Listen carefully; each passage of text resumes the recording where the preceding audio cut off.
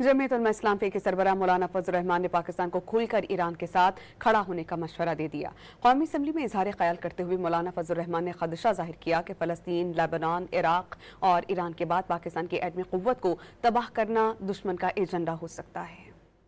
Iran के साथ खड़े हैं और पाकिस्तान को खुलकर खड़ा हो जाना चाहिए।